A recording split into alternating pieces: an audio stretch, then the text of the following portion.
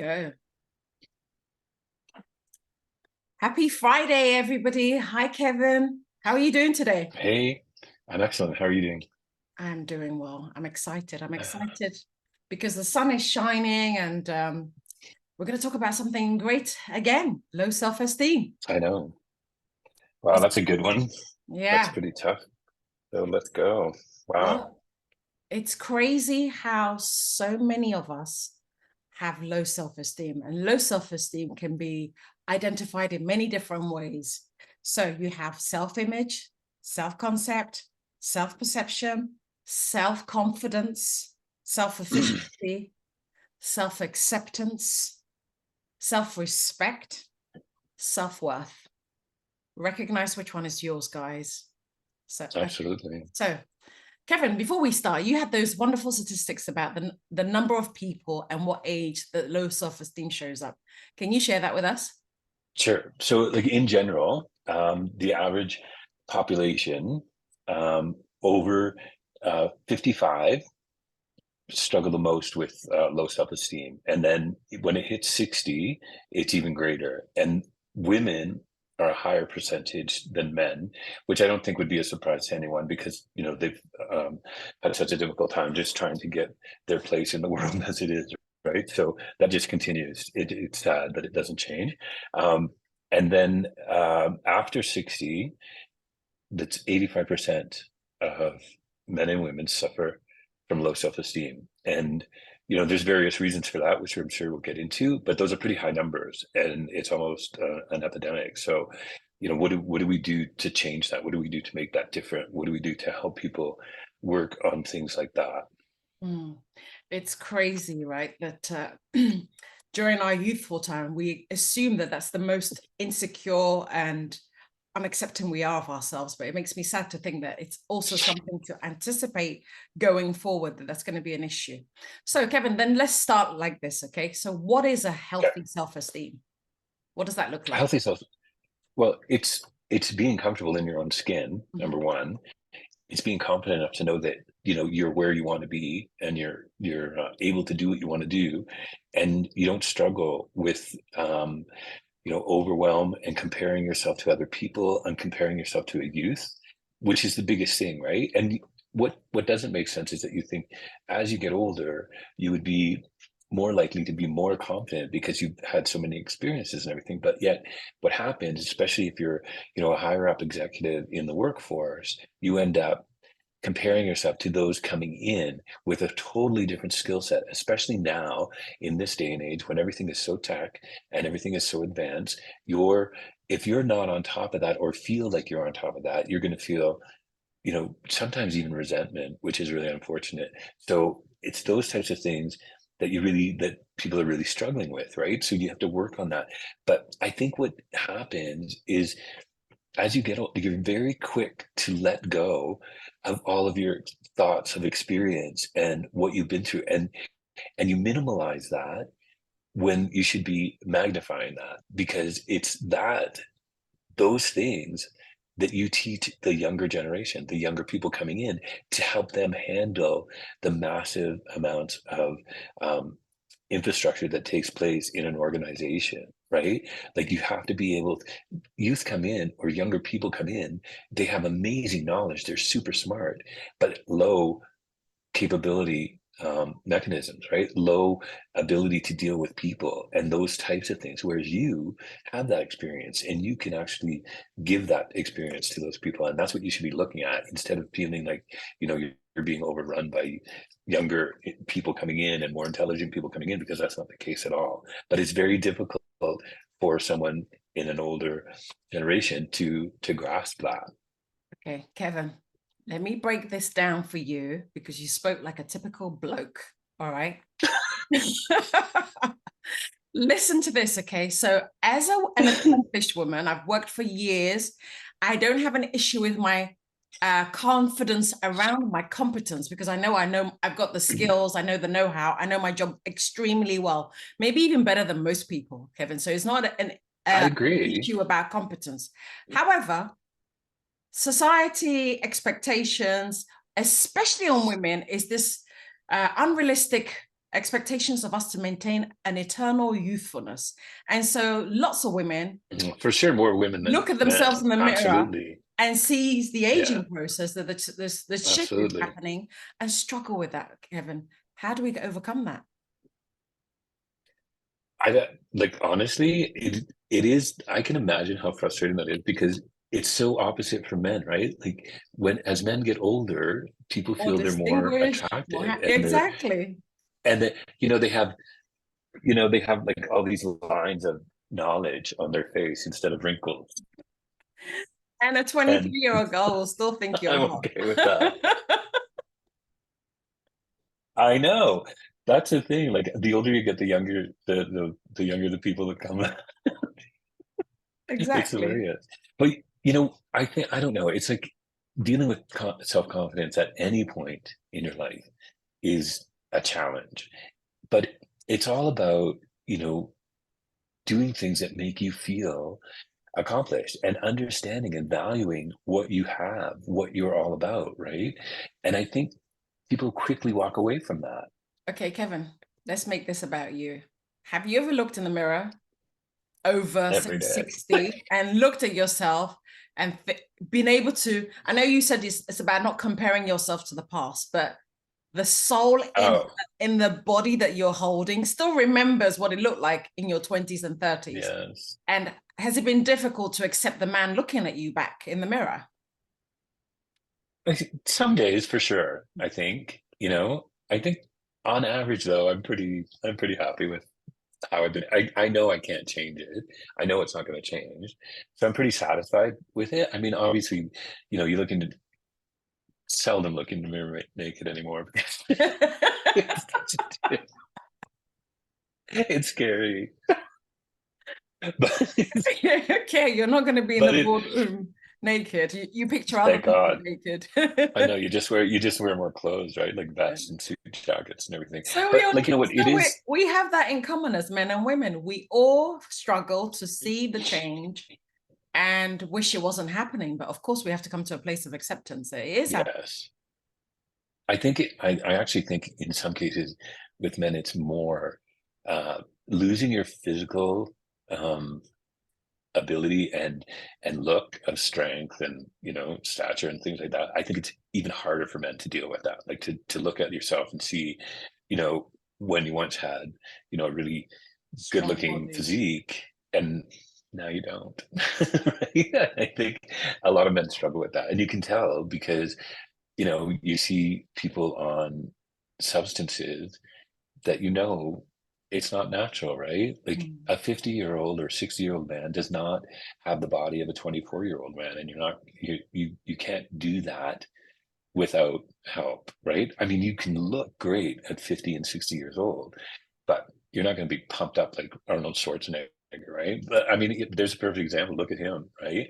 That's what happens when you take supplement your entire life. And you're 60, you look great, and then you're 61 and you look like you're horrible. Right? So it does catch up to you eventually, no matter what you do. And it doesn't matter how many surgeries you have or anything. So part of that, you know, look at yourself and realize that everything that you've been through is basically on your face and in your body. And you should be okay with that because it's all the experiences that you've been through and it's how you lived your life and it's, what you went through and it's the strength. And that's how you have to look at yourself. Like, you've been through so much and you've acquired so much. You should be incredibly proud of it and you should use it to your advantage Yeah. whenever you can, like I do all the time. What's really helped me is to try and strive to be the best that I can look and feel for my age.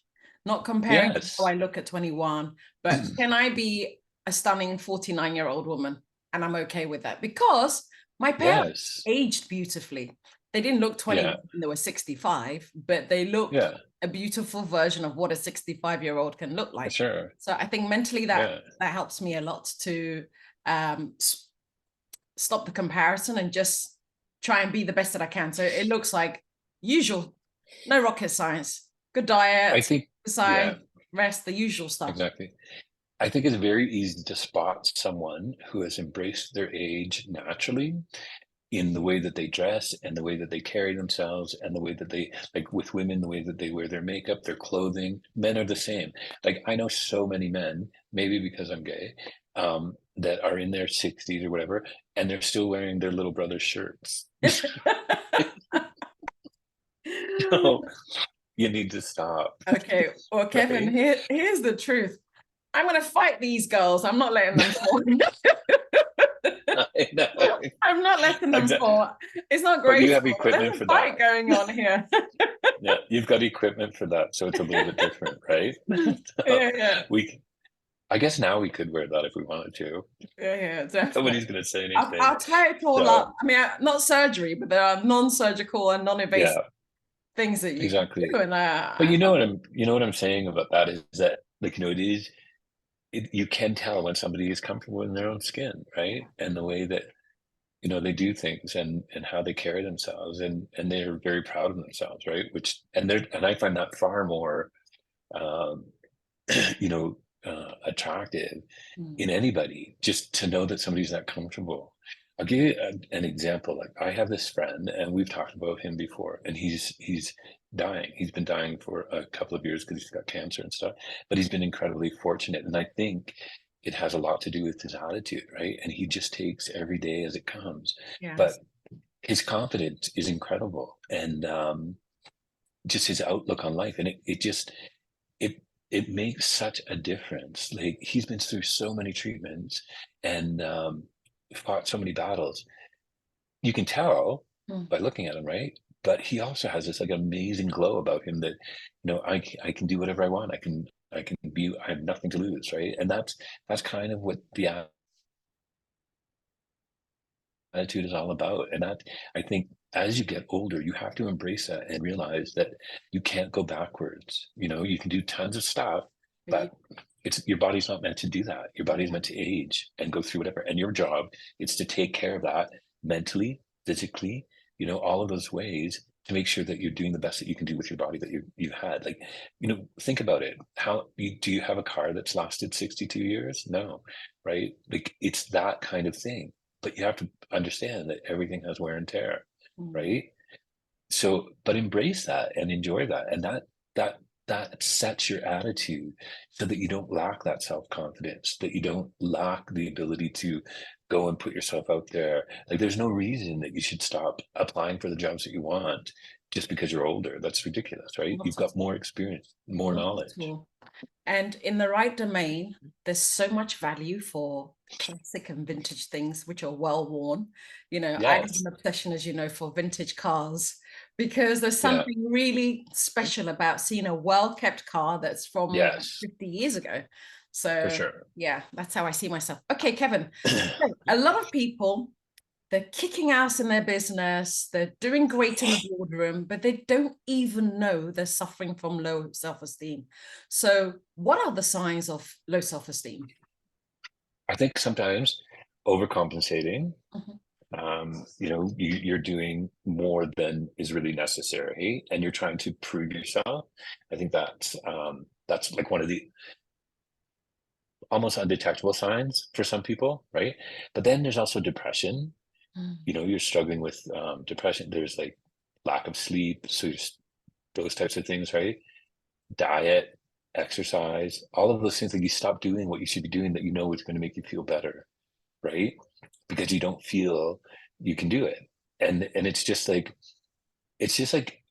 yeah, it's kind of ironic. Like when you think about it, you have people our age that are struggling with low self-esteem, and then you have the very young people that are struggling with low self-esteem as Right. well, right? And then there's just everybody wants to be in the middle because that is really like the golden years of your life, right? Like that's really the best time.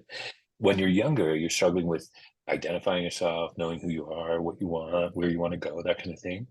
And then when you're older, you're like, oh, I should have done this, maybe I've done that, you know, that kind of thing. So there's hope and regret and all of those other things, right? So it's really a balance. And it's really, if you're really struggling with it, then you should seek professional help because you need to get out of it because it shortens your life.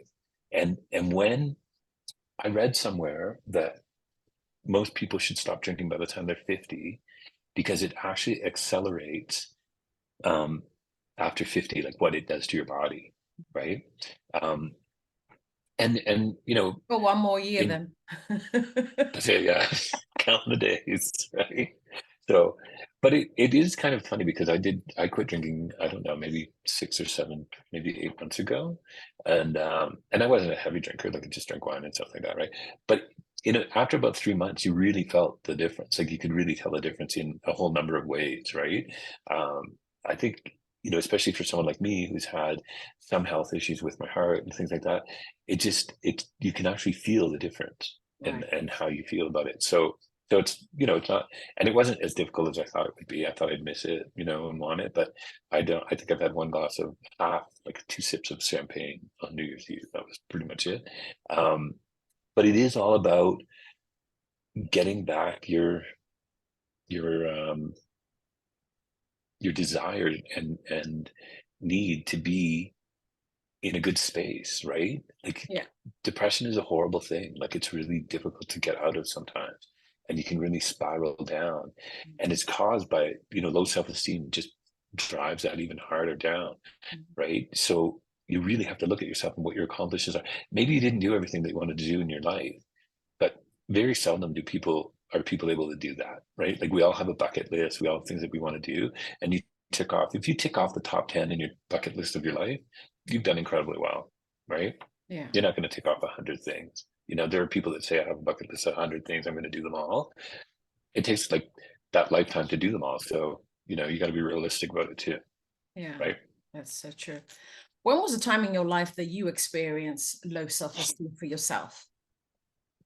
I'd probably like during COVID in Okay. 2020, I felt like really, because that's when I had my heart surgery. That really knocked me out. I think that really made me question my identity and like myself and my abilities and things like that. Because I was always like, I felt a bit of a rock star physically, right? Like, you know, I would do those tough mudder things all the time. I would do like those badass dashes. I'd ride my bike go on a bike trip for a week, right? Like things like that, right? So it really knocked me out when that happened. Like I always felt violated. Like how could how could you do this to me, right? And it wasn't a health thing. It was a valve, and it just expanded or shrunk or whatever, like it, and then started leaking. So it wasn't a diet issue, and it wasn't because I was abusing myself, and that's why I think I was so offended by it. It was like, it just betrayed me. But the recovery period for that, which was also during COVID, was very difficult. And I did lack a lot of self-confidence at that point, and it was really hard for me to get back into work and get back into doing things. And I did a lot of courses and studying and stuff, but it was a struggle. I'm almost sometimes hesitant to admit it, but like I think I did suffer from a little bit of depression, and I really struggled with that. And for some reason, you just felt like sometimes you just felt like everybody was looking at you like, "Yeah, you just don't have it in you," right? Because you're weak, right? And for a long time, But that's people a would health ask, related issue. That wasn't something you but could it turns control, right? into a self to a point, but it also turns into a self-esteem issue because you don't feel the same that you did before, and you have to manage through that, right? So it's really depression is a very common occurrence after heart surgery for a lot of people, right? So you know you do have to manage it, and so I would say that would be my lowest point, like probably for me personally, and then there's like hundreds of others in my life that happen that you know really question my abilities and things like that. But you know the thing is like I'm here and I made it through it, and that's Absolutely. why I'm not struggling with the low self-esteem at this point in my life, because I think you know like I question a lot of things, maybe a lot more than I should, but I know I'm capable. For myself, I think any time in my life that I've gone through a transition or transformation, I've Mhm. experienced some low self-esteem. I think that's normal, don't you? Perfectly normal, but personally, it's been strong anytime I'm shifting a new identity Yeah, from yeah. being a whoever to now somebody's mother. Yeah, exactly or right. or you know, being a marketeer and a public relation person to being a life coach. those transitions where I'm adopting a new identity and stepping forward as a new version of myself. There's been a period where, it's known as a caterpillar soup, where I'm not quite my old version and I'm my new version, but I'm just in this wobbly state, trying to step forward into the next version of me. And I guess in those moments of low self-esteem, also what I'm trying to say is that there's a superpower about it if you can navigate it and because you learn something about yourself, you build new skill sets. Sometimes it's courage, resilience, faith, unshakable faith in yourself. So what was it that, what was it that made you decide to go into life coaching? I've always been a coach, Kevin. I've always been the go-to girlfriend or sister or person that people will call to and seek advice or support or share their insights with. And so I did it unprofessionally, let's say, just as a hobby and a passion. And then during COVID, I had the opportunity to stop and rethink what is it that I want for my life and what can't wait. I heard you talking about sometimes we live life like we've got all the time in the world. If the world is coming to an end, I don't want to be doing jobs that are okay. I want to be living my passion. And my passion is to support people through changes and transitions. And that made me make my coaching ambition a must, something that I have to. I had a burning desire to become a coach. So it's kind of interesting. Yeah, what happened during COVID, like for some people, it changed their lives, right? And it wasn't a really horrible thing. Like it was horrible for everyone, but it really changed a lot of people's lives for the better, making them really take a look at what they were all about, right? And I know it was incredibly hard for many people, but it also, even the people that struggled, I think when they come out on the other side of it, realize how much stronger they actually are than they thought maybe before, right? Oh, absolutely. Otherwise, I would have stayed in one day, someday, in the future land. Yes. I made it a must now. Yeah. So, Kevin, if somebody is transitioning in life, into, say, for example, let's speak about women in menopause, and then there's young people coming. No, really, I mean, I'm there, so I want to know about it. And there's young people coming through the ranks, and they just lost in their significance because their significance as well as competence was by their self-image, self-worth, but they're struggling with that. What would you say are the practices and rituals that you did yourself to overcome low self-esteem, and what can somebody start from today? I think actually a really good practice that I do, and I do it to this day with many of my clients when they struggle with that, it's a list. So two sides of a paper, right? What are all the great things that you have about you, and what are all the bad things about you, right? And then how do the great things outweigh the bad things, and how do the great things eliminate the bad things? And I think that's when it really makes, I think taking the time to do something like that really makes you think about what you actually have and what you're worth. And I don't think people do that enough, right? It's a very simple practice, but it's also a really good one, because then you see, oh, I'm not really being successful in this area, or I'm not really strong here. So then you have a direction. This is what I want to improve on. This, I think, will make me feel better, right?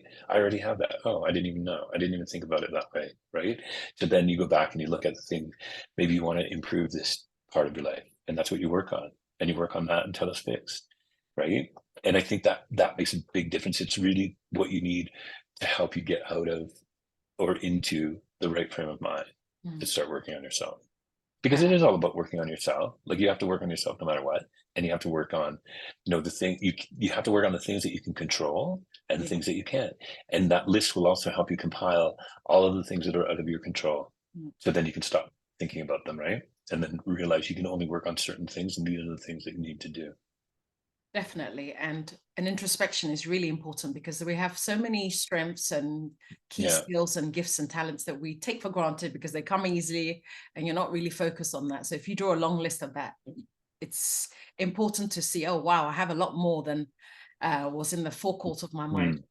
On the same thing, I think it's also powerful to have somebody you love and trust and knows you very well to give you a perspective, because sometimes we have gifts and abilities that is not, we don't know it. You know, someone might say, absolutely. oh, Amma, you're a great connector. You're really good at connecting. Or, but that wouldn't have been on your own list. Or, I love the way you host. You're a great host. That might have not been a quality that's known to you. Yeah. There's many different perspectives, right? And it's good to have different perspectives that you would have accounted for yourself. So, Your Kevin, husband's really good at that. sorry? Your husband is really good at that. He's amazing. He's my greatest Highlighting your reflection. skills. Yeah. Yes. He's awesome. I'm always plugging him because I'm looking for points. Air miles. I just want a free flight. Okay. I just want to get on the booster seat. Ale, he's making this official request. We're recording this, Kevin. Guys, sorry. Kevin's trying to get on my friends and family list of travel discount. Come back to the topic. We're talking about low self-esteem. Okay, sorry. Okay. So, also, Kevin, how can one use vulnerability as a superpower in overcoming low self-esteem? I think one of the skill set that I developed recently, post-COVID, was to be able to share publicly where I'm weak.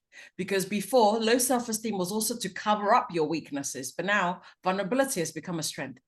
What are your strategies for using vulnerability to overcome low self-esteem? I think for me, it's a big like laughing at myself and being like admitting that I don't know something, right? Like, and I'm one of my biggest things, and my partner will tell you this, is I'm constantly saying the wrong name, like about things. Like, so we're watching. I think it's called Slow Horses or something right now. I'm like, so are we going to watch another episode of those race horses or whatever it's called? Like, do you ever get the name right? But I do it all the time. Like I do for the longest time. We went to Merida, and I was calling it Meridia forever. So stuff like that. But you know, I just put it out there because that's who I am, and I just laugh at myself, right? I'm really easy with laughing at myself, and you know, if you just like, I don't know, I think there's just this thing. It's not necessarily no fear, but it's like, well, I'm just going to try it and see what happens. Like, it's not going to kill me. At this point in my life, that's what I feel like. It's just like, oh well, it's not going to kill me. See what happens. It's the ultimate Jedi move, right? If you can laugh at yourself. I really like that one. Yeah. I'm really mathematically challenged. I really literally can't add up to save my life. Me too. I only know when it applies to a discount and a percentage off. And then I can do percentages. And then I've got it straight away. But if it's to do with anything else, my kids are now at the age, you know, where they bring their maths homework, and it's literally like, I'd rather do your Chinese homework. I have no idea what that says. Go to your dad. I know. I had the same issue with my kids, right? Like I'm like, I don't even know how to do this. Like, what happened? And when they come home with a different way of adding numbers, I'm like, as if it wasn't hard enough already. Exactly. And they've changed the way we came to a calculation now. They've got their own little formula, and I'm like, I know. I can't do that. So I it's a make work project. It's a great value to be able to laugh at yourself. My husband's really bad with directions. Like, we'll go to the same place over and over again, and I still have to go, it's a left, it's a right, straight, da-da. And it used to upset him that I was always correcting him, but now he can laugh at himself. We laugh like, okay, where are you going next? Exactly, right? Like, who cares? So I like that one. Is there anything before we close, Kevin, you'd like to share about what you've learned personally overcoming low self-esteem? Because we all go through it. We all have seasons in life where we're not at our best or our strongest, but of course we're striving to unleash our full potential, particularly high achievers and accomplished people who've, you know, attained some brilliance in their life, but they feel their power or their strength or their capabilities is dimming. What would you say as a closing words to encourage them to overcome low self-esteem?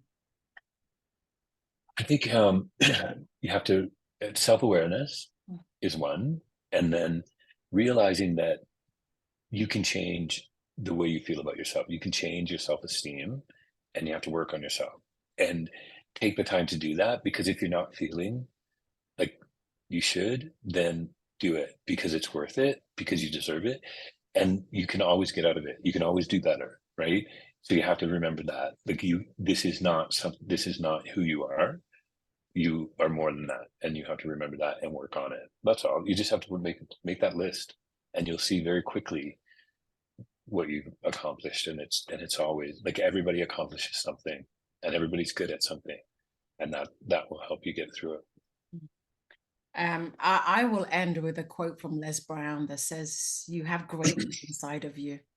No matter what, every single one of us are only achieving 1% of our potential at any given time. Yeah. And you have a lot of greatness in you. And yes, as we grow, we could lose maybe what society values in youthfulness and outer beauty and stuff like that. But every season also unleashes greatness. So for me, it's a trade-off. You got to take the rough with the smooth. You got to trade what you've lost to what you've gained, because you've definitely gained something with the years of wisdom and experience. And there's value in vintage. I love that. You know, your collector's item. Right. So the most powerful thing you can do for yourself is radical self-acceptance. Believe in yourself, literally, like it's oxygen. You know, I'm learning to do that. If I can't breathe, if I'm feeling any doubt, it comes. Of course it comes. I'm human. Go back to it's life, the practices and rituals that helps you to believe in yourself. And that sometimes that is, you know, journaling, affirmations, spending time with people who will remind you of your greatness and your qualities when you can't remember yourself. Hi, Jovi. She's home. My buddy. Anyway, Kevin, as always, all right, great spending time with you to explore this topic. Thank you, everyone, for watching. Sending you so much love for a powerful weekend. And if you need to sit with us for an hour, 45 minutes, so you can understand what you've forgotten about yourself to overcome low self-esteem, we're happy to give you some time to sit with you. Absolutely. And look at that together. But in the meantime, remember, you have greatness inside of you. Go out there. That's right. Live your best life. Take care, Kevin. And leave your questions and comments for sure. All right. And like and follow. Yeah. And share. Yes. Oh my God, so much. All right. All right. Take Have care. a great day. See ya. Bye. Bye.